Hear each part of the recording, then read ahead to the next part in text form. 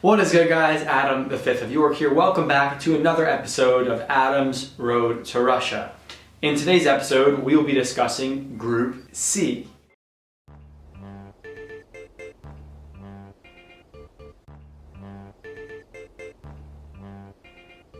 The four teams in this group are France, Australia, Peru, and Denmark. This group is one of the less competitive groups, I would say, in this upcoming summer's World Cup.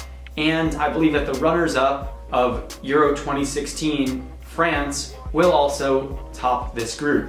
But let's get right into why I think that will be. First of all, in qualifying, France finished top of their group ahead of both Sweden and Netherlands. I am really looking forward to seeing France back in a major tournament, considering they disappointingly and unfortunately for them lost Euro 2016 at home in France. Antoine Griezmann, the Atletico Madrid player who won Player of the Tournament in Euro 2016 and scored the most goals in the tournament, is definitely going to be firing on all cylinders in this summer's World Cup. He scored 4 goals and had 4 assists for France in qualifying. This French team is probably a favorite to win the entire World Cup for many. While I'm not sure that will be the case, they do have an incredibly strong team and a lot of really talented young players, including the Manchester United man, Paul Pogba, who when he's on his game, which is most of the time, is phenomenal. And I'm very excited to see what France can do in this World Cup and how far they can go, because as I said, a lot of people will be placing bets on them.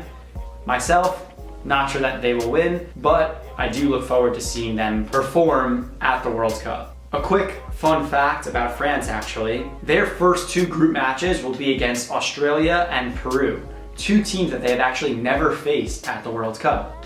Interesting. Next, let's talk about Australia. Australia finished 3rd in their group in qualifying actually, and they only qualified for the World Cup through a playoff in which they beat Honduras 3-1 on aggregate. Something to look forward to for all fans for this upcoming summer's World Cup is the chance that Tim Cahill, one of Australia's most well-known players, has scored in 3 World Cups. And if he scores in 4 in Russia this summer, he'll be among 3 other players who have achieved a feat of scoring in 4 World Cups. 2 of the other notable players are Miroslav Klose, who scored in 4 World Cups for Germany. He achieved that milestone in Brazil in 2014, and the other player is Pelé, of course. Next, let's talk about Peru. Peru finished 5th in South American qualifiers, and they only qualified for the World Cup through a playoff in which they beat Oceania's best, New Zealand. This is also Peru's first World Cup since 1982. The main man to watch for Peru this summer is going to be Jefferson Farfan, who used to play for Schalke in Germany and now plays for Lokomotiv Moscow in Russia. Farfan scored some very big goals for Peru in qualifying, including goals against Paraguay and against New Zealand in the playoff, which allowed them to qualify for the World Cup. Lastly, let us talk about Denmark. Denmark finished 2nd in their group in qualifying behind Poland. Then when they played in the playoff, they played against Ireland and they won 5-1 on aggregate. In that match against Ireland, Christian Eriksen, the Tottenham attacking midfielder, scored a hat-trick, which is what brought Denmark to this point.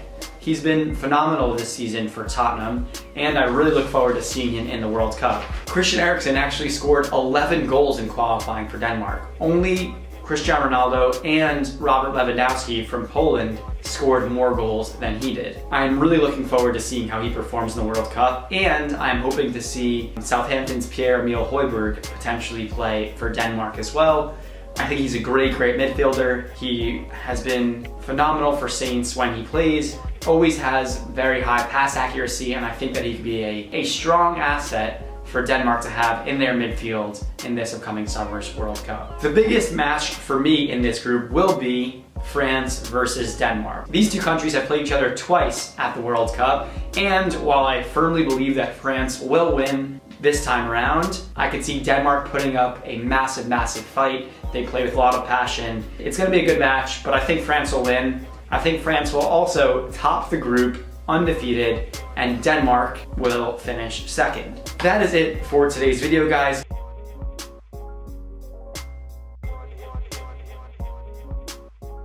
So, as I have done in previous episodes, let me pen in to my handy dandy World Cup bracket, who I believe will be topping Group C. C1 will be France, and C2 will be Denmark, as I said.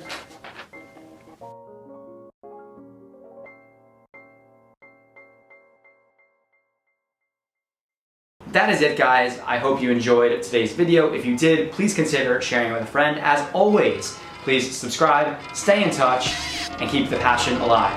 Welcome to my family, the Fifth Ultras.